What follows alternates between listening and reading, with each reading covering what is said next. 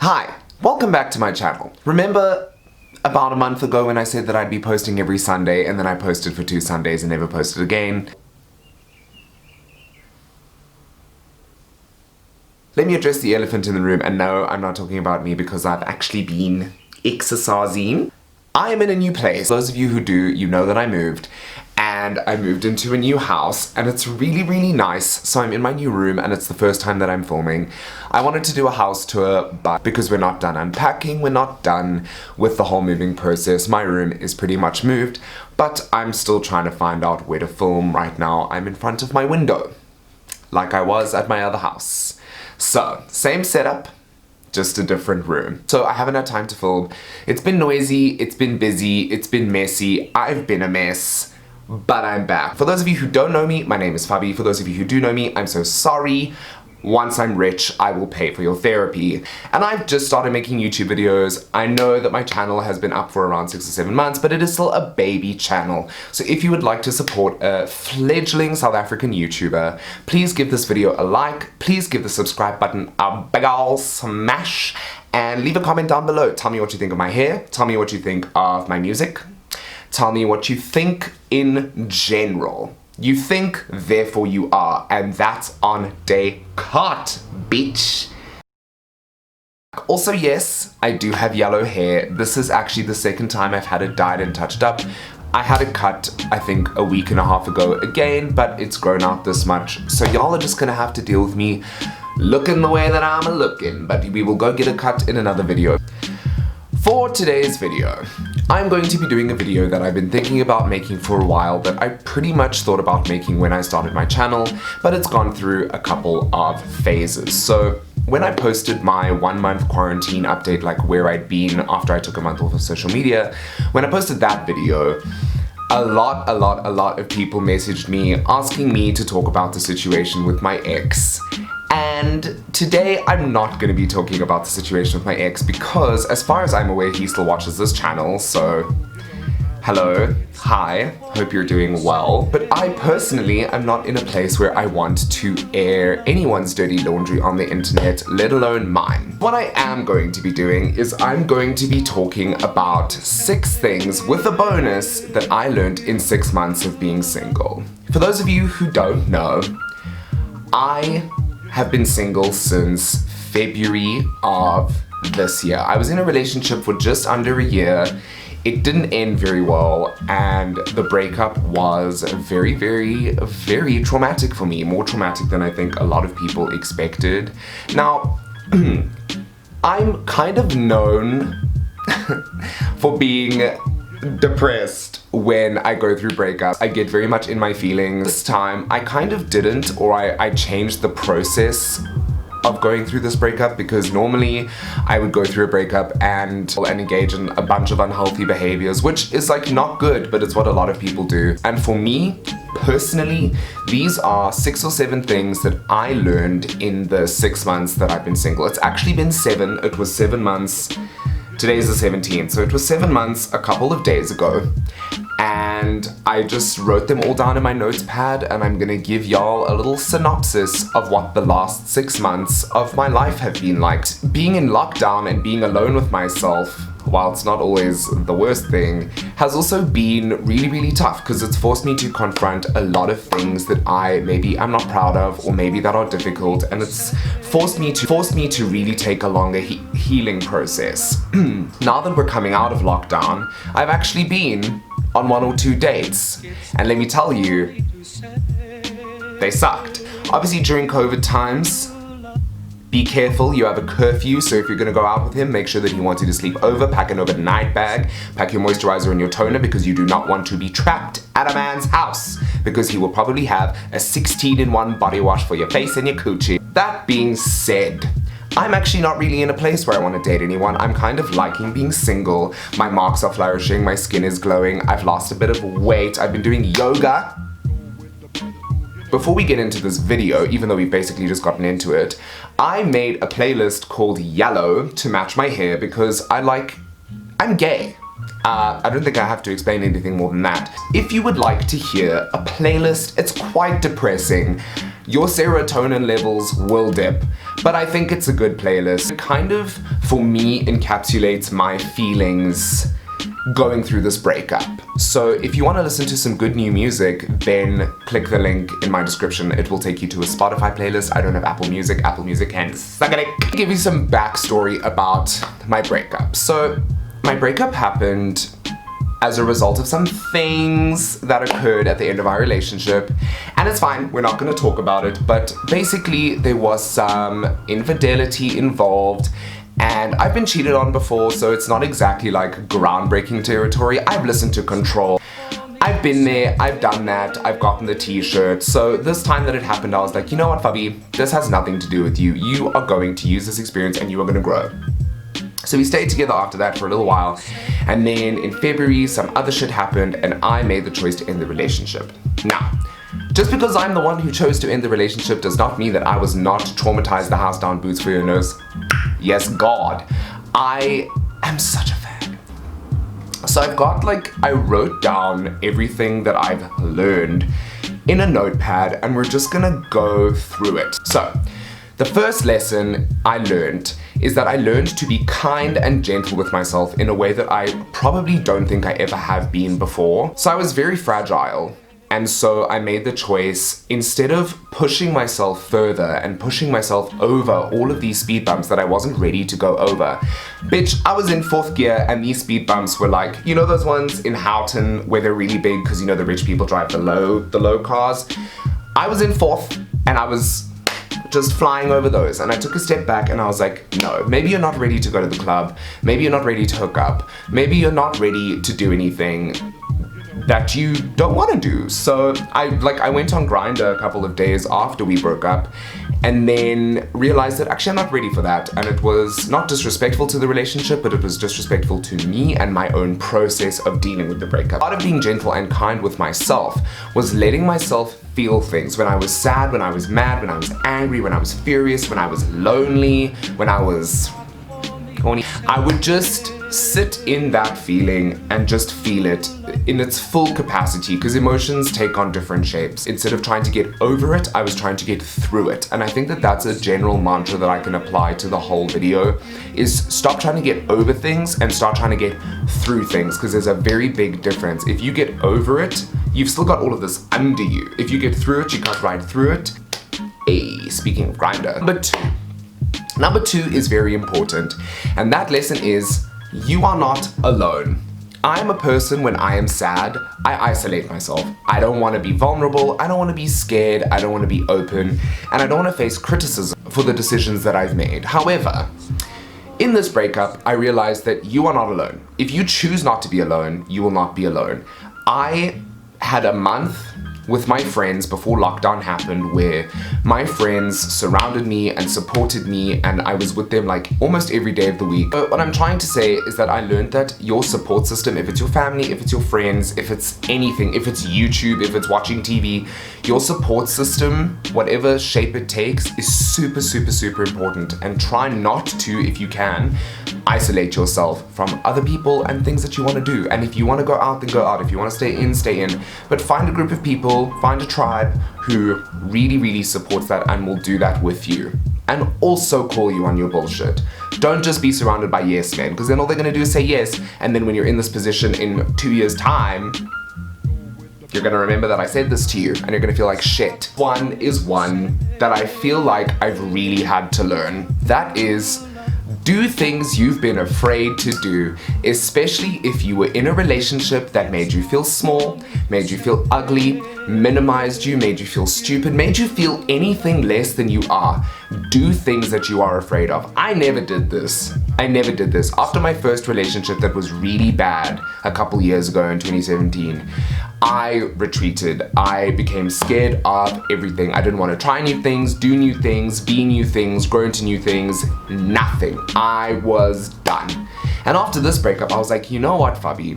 You are 22 years old, you have a job, you have money to take care of yourself, to do your own things. Why not? Okay, instead of being a bitch ass, why not just go out and do the things that you wanted to do? Last relationship made me feel very small, and this is why this one is important.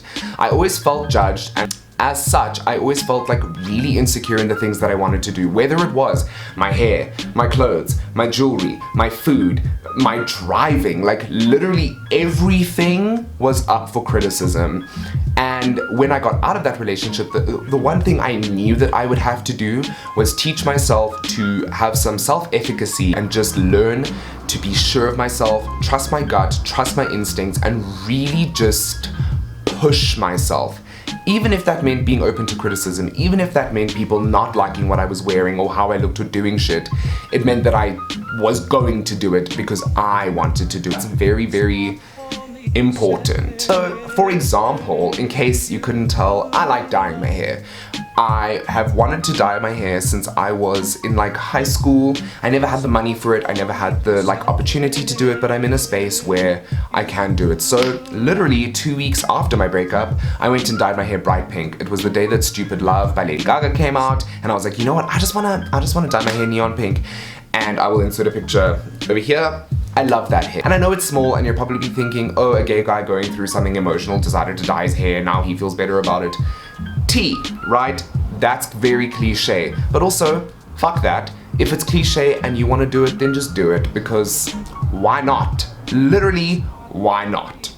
I've learned that pushing myself over a wall when I feel like I'm behind the wall can be a step to breaking down that wall. That's my advice. Do things that you're scared of, because it will help you. And it will help you show a proverbial middle finger to anyone who made you feel like shit about yourself. Number 4, beach. Number 4 is that healing is not linear. And shoot, I've always been the person that's like, well, it's been 6 months and I'm still sad. The reality is, in 3 years, I might still think back to the situation and be in pain.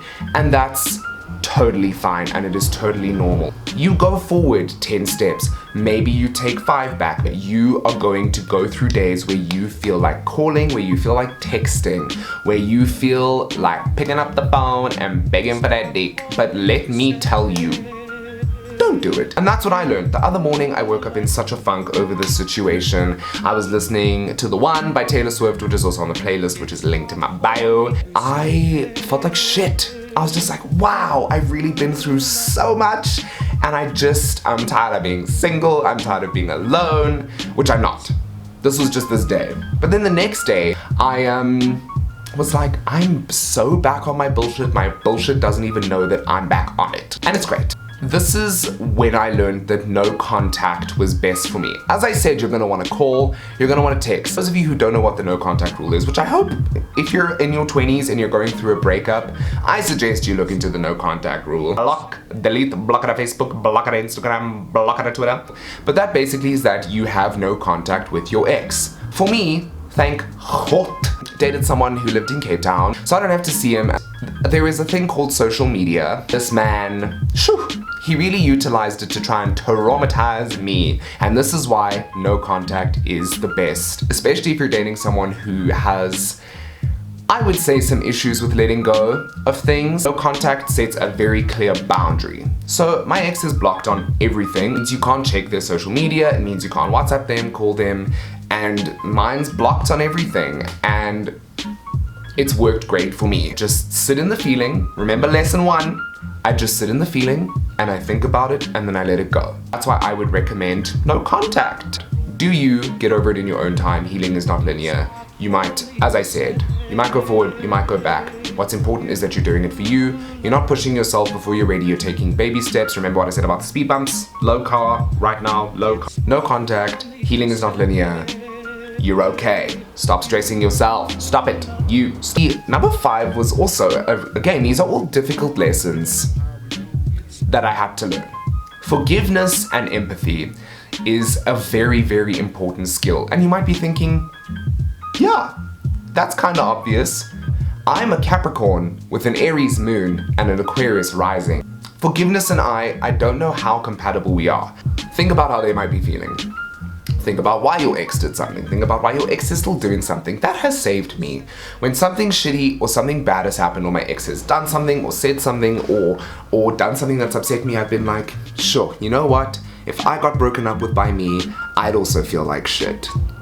All you have to do is just deal with the situation. And also, I think a large part of breakups being difficult for me is sitting there thinking, but why are they doing this? Why are they doing that? What's going on? Why is he trying to contact me? Why isn't he trying to contact me? And now, with forgiveness and empathy, I'm just sitting there thinking like, you know what? It's probably because of this, and because of this, and because of this. He's also going through something, or they're also going through something. Broke up for a reason. I don't want that job anymore, so yeah, but I can empathize with you and I can forgive you. And this comes from, remember I mentioned 3 years ago, 19-year-old Fubby, he was a bitch. Let me tell you a story. 22-year-old Fubby, he's done a bit of work on himself.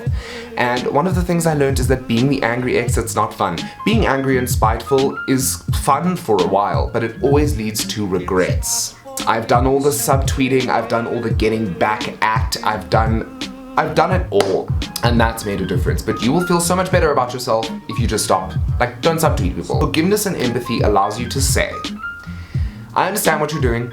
I am sorry that you're going through pain, but it is too painful for me to interact with your pain. So I empathize with it, but I'm going through my own pain. And accepting the reasons that someone is doing something and accepting that they are going through pain that you potentially put them through as well allows you to move on and allows you to heal. And I think in forgiving them, you forgive yourself. And this is number 6. This is sort of the last one. I don't know, is the lighting here like, is it okay? Do my eyes look pretty? Guys, can someone tell me why this spot of redness won't go away? It doesn't want to go. Anyway, and it's really starting. I forgive it, I empathize with it, but why won't it go anywhere? Number 6 is letting go is normal. Letting go is natural. You don't need to feel guilty for letting memories go, for letting possessions go, for letting things just let it go. I moved house and I thought, you can't heal in the same place that you got sick. And my new space feels lighter, it feels happier, it feels untouched by the memories of a love gone awry. That letting go is fine. And I sometimes feel guilty for letting go. I'm like, oh, if I don't feel pain about this, am I, like, it's been 7 months, should I still feel pain about this? Should I not feel pain about this? Like, am I being an ass by letting things go? The answer is no.